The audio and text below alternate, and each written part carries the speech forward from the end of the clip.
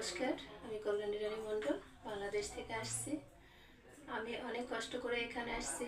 আমার এখানে আসার কারণ হচ্ছে আমার একটা কলিগ, সে এখানে এসে ভালো একটা ফল পেয়েছে, তার সন্তান হয়েছে।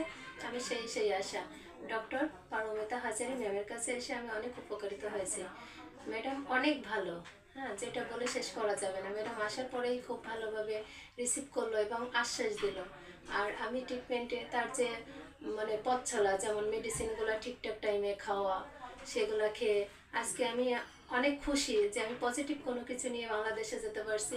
ম্যাডামের এত হাত ভালো, আমার কাছে মনে হয়েছে সে আমার কাছে ভগবান।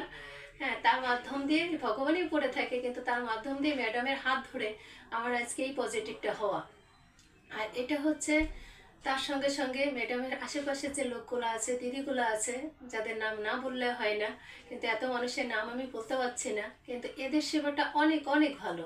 হ্যাঁ, যেটা আসলে আমি বলতে গেলে আমার চোখে কান্নাই চলে আসবে যে আজকে আমি এতটা খুশি যে আমি এখান থেকে ম্যাডামের মাধ্যমে যে পজিটিভ কিছু নিয়ে বাংলাদেশে যেতে পারছি, এটাই আমার কাছে অনেক পাওয়া, যেটা আমি বলে শেষ করতে পারবো না। এই বলে আমি আমার কথাগুলো শেষ করছি। নমস্কার।